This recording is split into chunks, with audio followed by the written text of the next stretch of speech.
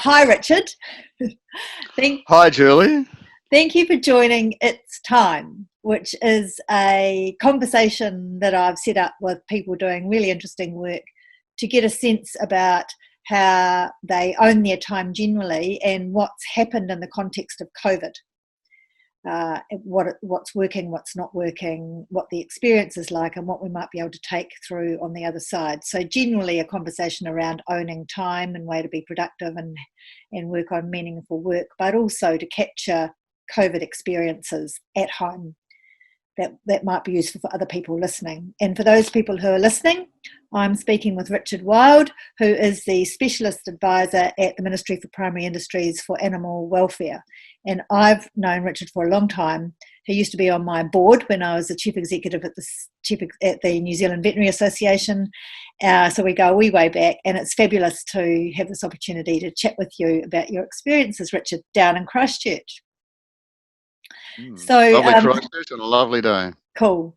So my first question to you is, if you put your personal hat on as well as your role hat, what's it been like for you in the various levels of COVID lockdown? And particularly, is there anything that most surprised you about the experience?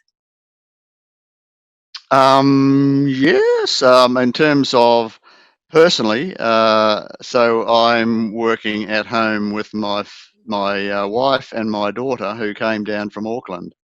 So there's three of us all working together in our house. Initially, my wife was saying that she was going to keep her office, but she finally agreed that because she's working part-time, that I should have the office. And Julia, who is a account manager with Goodman Fielder, is working on the breakfast table with my wife, facing one another with monitors and the whole nine yards. So, and so I do all my work in the office. Julia seems to move between the kitchen table and does a lot of. She Skypes all day long. She's got meetings back to back the whole day, and so she spends a lot of time in her bedroom doing Skype meetings from her bedroom. So, but it's been really lovely to have the three of us at home. I haven't eaten so well in my whole life. Yep. Because both, particularly Julia is a really good cook, very very into food, very into wine. So it's been really good. We've drunk more than we should have, probably eaten more than we should have, but we've also done a lot of exercise. Julia has spent a lot of time doing virtual gym sessions in the family room. Stephanie and I have done a lot of biking, a lot of walking, and we've all done a lot of walking. And we even started playing tennis on the weekend. So in our bubbles, playing singles. So it's been really lovely from that point of view. A lot more simple sort of life, and walking around the streets, talking to neighbours and whatever. A lot of people are actually enjoying the whole experience. And I think it's been, for a lot of people in New Zealand, it's been helped by the fact that we've had amazing April weather, and to get out and about. And it's been good. From a work point of view, I've not worked so hard in all my life, and that's a number of factors just related to the work that I do or we do.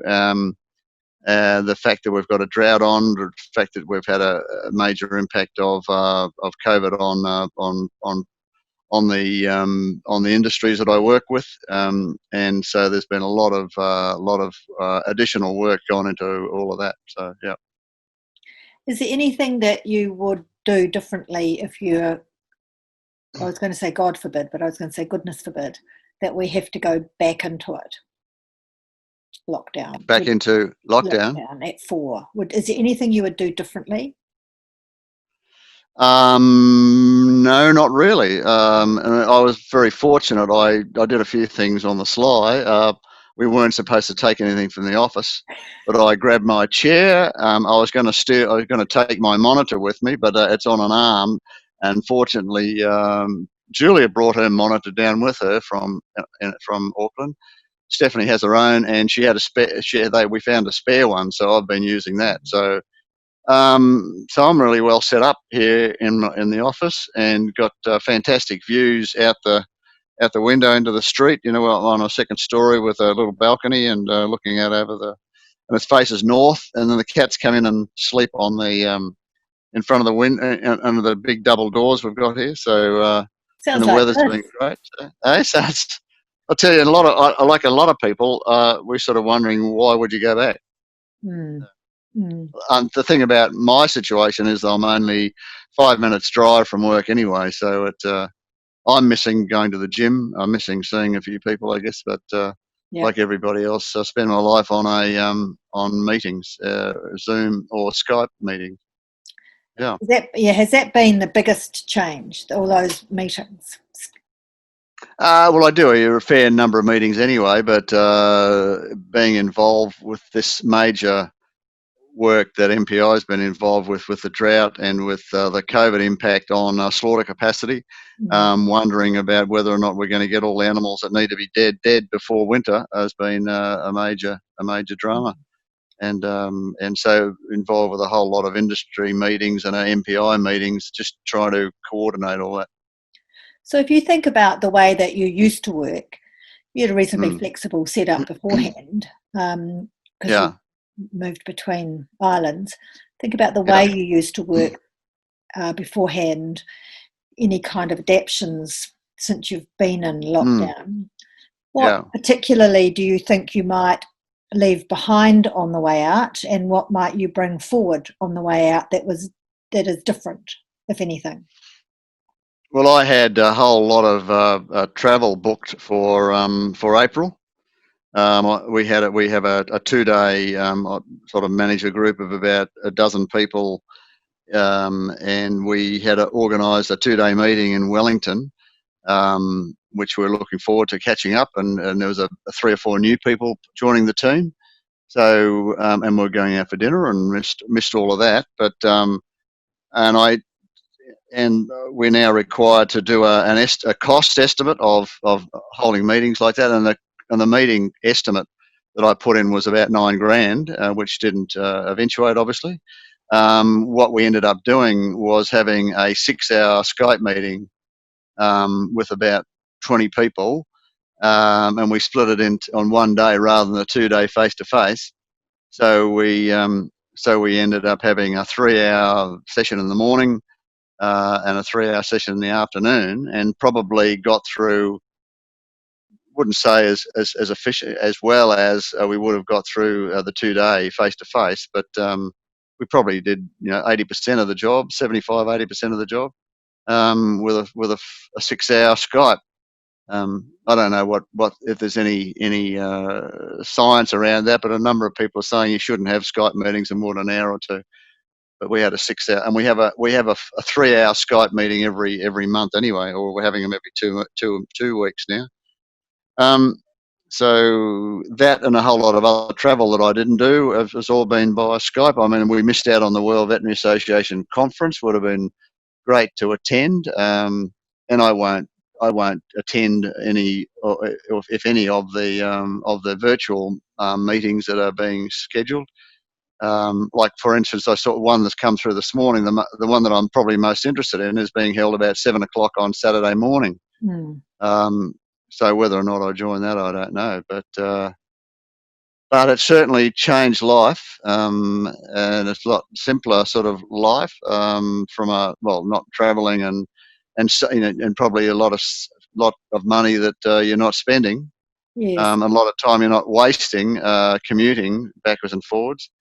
But I feel like I'm working harder and longer, more intense, I would say. And you don't have those sort of breaks that you have in an office where you're standing around the coffee urn or whatever you're doing, having a chat with a number of people. So you don't waste time. I'm at work in front of my computer all day long. I go downstairs, grab my lunch, and come back and continue working. And then try to break about 4:30 or 5 and go for a bike ride or a walk or do some exercises or something.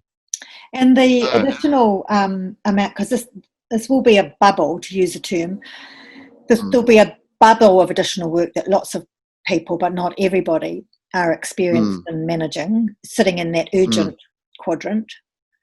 Yeah. I'm particularly interested in, I'm digressing a bit, in the ability or not to share that urgent work Mm. or not. So then there's a wee bit of research around that says, it could be somewhere between 60 and 80% of people are trapped in that urgent, working Mm. longer hours than they should. Yeah. And so therefore 20 to 40% of people who are relatively underemployed. And I've been interested in Mm. knowing and thinking about what the challenges are to share that work. Yeah. Do you Yeah. have a view on that?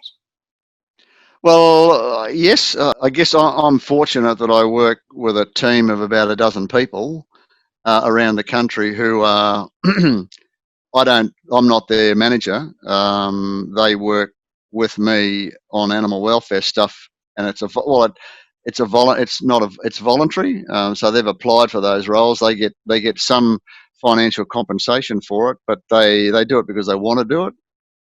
So I guess I've got a dozen or so people I can delegate stuff to. Mm. So that helps a hell of a lot. I've had a whole raft of different roles in my career, managing and or leading or whatever else, whatever the current term is.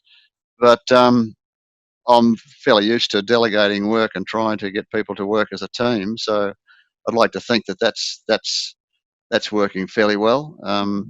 But still, I'm sort of representing at a number of these things, MPI or my division of MPI at a number of these meetings, and sort of there's a lot more, and I find that there's a lot of excess noise around the ministry. A lot of people involved with the same sort of stuff around this drought and whatever, and there's a lot of inefficiency and a lot of doubling up on meetings and telling the same information to five or six different forums, about Yeah. what's going on. So a lot of waste, well, to some extent, inefficiencies that are going on, And which I I think don't know. it's, I don't know how you deal with that. I think it's across sectors as well. And Yeah, oh, it would be.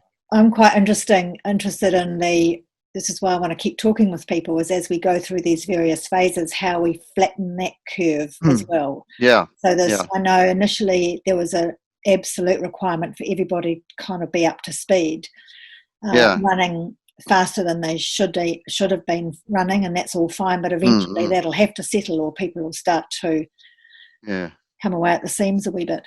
So if you think yeah. about the biggest opportunity, if we think about using this experience to create workplaces that allow people to have an experience like you're having and others are having now, which is a balance between work and life and the ability to be able to exercise when it's not dark, and have time with family, and whatever it is in your world that's the ideal way of working. Mm-hmm. Where's the biggest opportunity, do you think, for workplaces as we come out of this?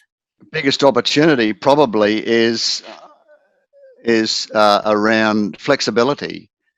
That's what I'm hearing.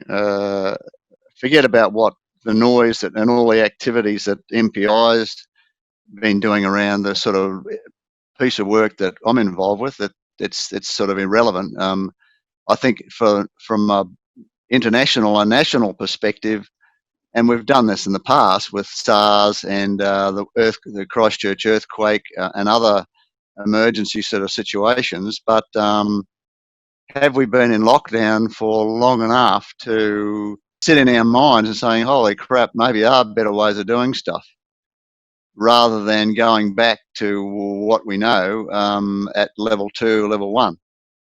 I'd like to think that we have learned some stuff about that. I mean, I'll be getting on my hobby horse, but the environment seems to have benefited to some extent in some areas. But so, like from a work point of view, it's about flexibility and thinking about those people that waste 3 or 4 hours a day commuting to work, or are working on a train or something. giving people the opportunity to be more flexible in how they work. You Yeah. touched a little bit about this. What do you think the biggest obstacle will be to, I mean, you mentioned not being in lockdown long enough. Do you think that that's going to be the biggest obstacle to not being able to capture the benefits of a permanent, more flexible working environment? Or are there other obstacles? Well, I think it depends on the culture of the. I mean, if we're talking just from people who, the people who have the luxury of working from home or working in an office type situation, that's what we're talking about. Yeah. To me, it's about the culture of the organisation and the ability to have trust in employees to actually have the flexibility to work in an office where they are, in brackets, supervised, as opposed to working from home where they are unsupervised in some respects, and trust in your employees about their outputs, and it's just about, like my daughter talks about, in a commercial business, we don't give a shit how long you're here in the office as long as the outputs are okay and you meet your targets. I mean, in a government, what I do, which is a government type situation, it's pretty hard to measure all your targets are pretty vague. Whereas in a commercial business, your targets are financial, and pretty much financial is what it is. So one obstacle to being able to generate the efficiencies and the productivity, as well as the well-being benefits for people and the environmental benefits from not having people travelling all the time, is to have a unified view across the organisation from the top down and the bottom up about what working productively looks like and what well-being looks like. And that it's no longer based on having to sit at a desk for 8 hours from Monday to Friday. 8 hours a day, yeah. I will bet you my bottom dollar we're getting better efficiencies by allowing people to work from home, and to, like, talking to my daughter in Melbourne. I mean, she might sort of go and have 2 hours off between sort of 2 and 4 in the afternoon. If it's a nice day, and go for a walk or go and do some exercises or go to the park or something. And then she'll come back and have dinner and then go and work for 2 or 3 hours in the evening. Yeah. Those sort of things. Whereas my other daughter says, "Oh, I can't. No, would never do that. That's not the way I would want to operate." But I guess that's depending on a whole lot of trust in individuals to do a decent day's work. With the hours that they've got, or is it just a clock watching exercise? I mean, a lot of people can be much more efficient and only need to work 6 hours as opposed to 8 hours, and you get the same amount done. So all of that sort of stuff. There's certainly plenty of research out there, isn't it? And it's common sense, isn't it? If you're not having to spend 2 or 3 hours a day commuting, and you're not having as many interruptions, to your point. If you're not careful, you don't get up from the chair long enough and you end up with a pressure sore. Someone said to me the other day, quite like that, but I've got to remind myself to get up, otherwise I'm just, constantly working, and that's all fine for the long term. So that's right. Last question. If you were asking, or if you were having conversations with people about this kind of topic, what question would you ask that I haven't asked that you might then give me the answer to? I think there's a question there about humans and the way we work and live, and have we learned anything from this exercise that we're going to adapt our civilizations based on this experience? Surely there's got to be some benefits coming out of this, apart from getting rid of Trump, to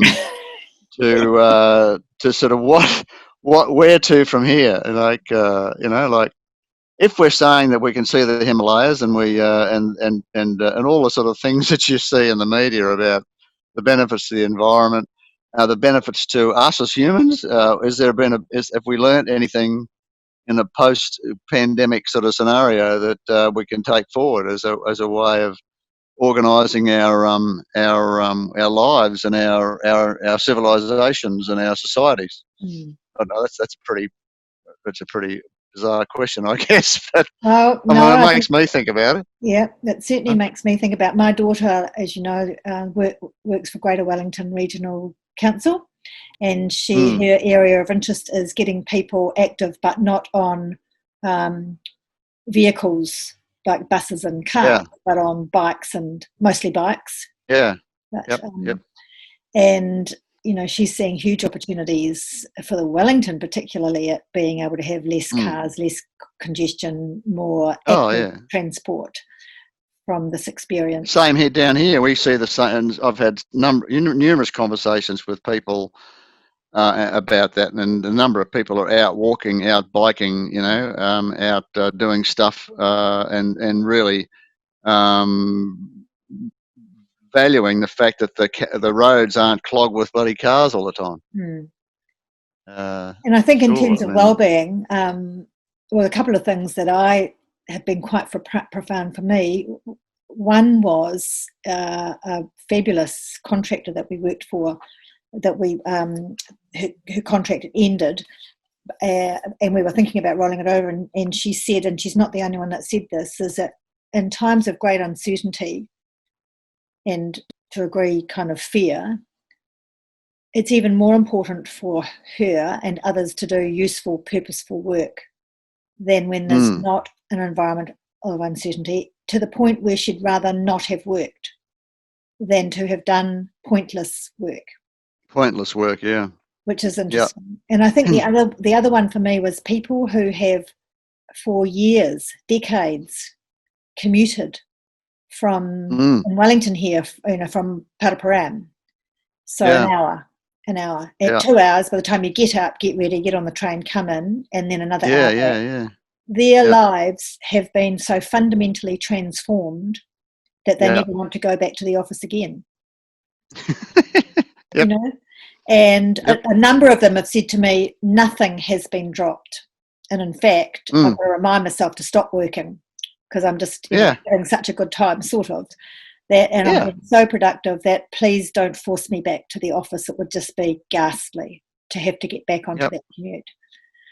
Yep. So, like you, I hope that people out there much further up the food chain than I am, looking at Mm, our country in particular, might be able to take some of the lessons that we've learned and transform our country into something that's pretty mm, amazing. There was a really yeah. interesting article early on that I read from the chief executive of Xero, Rod Drury. Rod Drury, isn't it? Oh, yeah. Yeah, Yep. fascinating. If you ever want to, I'll put it in this link for others to read. But Yeah. looking Thank you. at what the country might look like if we really wanted to get courageous Mm, off the back of mm, this. So I'm yeah. encourage all of the Rod Drurys in New Zealand and the Rob Fifes, and there'll be hopefully Mm, some Sally Smiths and some, Julie Morrisons. I'm just using a term of someone in our organisation, but not just blokes, but women and a cross section of people coming up with some really innovative ways to transform our country off the back of this. Okay, well, I yeah. think I'm going to stop rambling because you and I can both get onto our particular pet I can topic see you now. related to this. Hey, all the very best. You look very relaxed. No, it is great. I mean, I must admit, like, yeah, the only fight we're going to have is that when Julia goes back, is that when we got one office and Yes. Stephanie wants her office back, and so because work is 5 minutes down the road, I'll probably go back. But it's not a major commute, but I'll I'll probably spend more time at home and work off the laptop for a couple of days a week or something. But yeah, And have you got a it's sense of certainly. what others might do in your organisation? Oh yeah, lots of my team. A lot of them are basically sort of keen on this whole idea. Yeah, of working from home a lot more. Mm. It's a bit of a double-edged sword for some of the younger people who have got families. Mm. They're the ones that are sort of enjoy it but don't. I mean, because they're trying to work and have kids, at the same time Mm. around the house. But I guess once the kids are back at school, I mean, and they're not in the house, I don't know. But yeah, I think there's a lot more people, supportive of working from home than there are going back into the office, for sure. Mm. Okay, well, we could go on forever, but we Mm. won't. We've got day jobs to do. Yeah. So thank you very much, and no trouble. yeah, have an enjoyable remainder of your time in COVID level 2 lockdown, whenever that might be. Cool. Thanks, Okay. Julie. Bye. Look forward to hearing how it goes with this Yeah. reporting awards. Yeah. Yeah. Well. Okay. Okay. Okay. Bye. See ya.